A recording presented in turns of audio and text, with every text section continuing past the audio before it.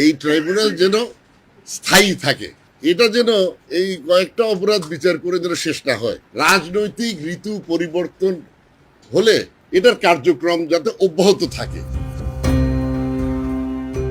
মহামান্য আদালত, এই ট্রাইব্যুনাল যেন চালু থাকে, এই বিচারের পরে যেন আবার বন্ধ হয়ে না যায়। এখানে একদিন শেখ হাসিনার বিচার হবে।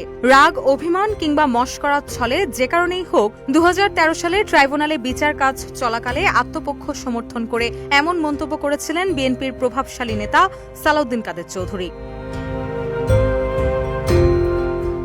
সে সময় সাকা চৌধুরীর এই বক্তব্য অনেকে ঠাট্টা মশকরা করেছিল, অনেকে গুরুত্বই দেয়নি। তবে ইতিহাস বড্ড নির্মম। ধমক খেলে চুপ থাকে, সুযোগ পেলে সত্য কথা বলে।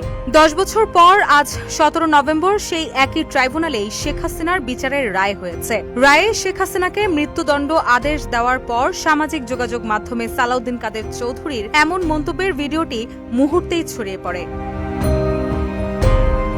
ঠিক 10 বছর আগে এই নভেম্বর মাসেই মানবতা বিরোধী অপরাধে মৃত্যুদণ্ড কার্যকর হয় সাকা চৌধুরীর। দীর্ঘ বিচারিক প্রক্রিয়ার শেষে তৎকালীন আওয়ামী লীগ সরকার তার ফাঁসি কার্যকর করে।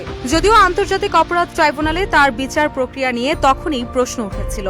সাকা চৌধুরী নিজেও ট্রাইব্যুনালে নির্দোষ দাবি করে বক্তব্য দেন। সাবেক 6 বারের এই সংসদ সদস্যের সেই বক্তব্য নতুন করে ভাইরাল হয়েছে সামাজিক যোগাযোগ মাধ্যমে।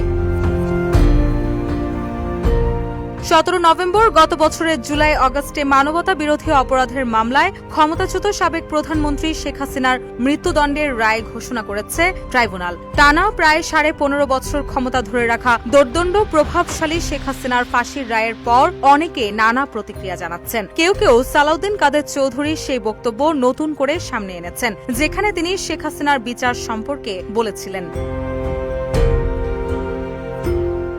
ভিডিওতে সাকা চৌধুরীকে বলতে দেখা যায়, এই আন্তর্জাতিক অপরাধ ট্রাইব্যুনাল যেন চালু থাকে, একদিন এখানে শেখ হাসিনারও বিচার হবে। 6 বারের সংসদ সদস্য সাকা চৌধুরী ছিলেন বিএনপির সর্বোচ্চ নীতি নির্ধারণী ফোরাম জাতীয় স্থায়ী কমিটির সদস্য। 2015 সালের 22 নভেম্বর ঢাকার কেন্দ্রীয় কারাগারে রাত 12:45 তার ফাঁসি কার্যকর করা হয়। রুশা সুর, নিউজ ডেস্ক, ইত্তেফাক।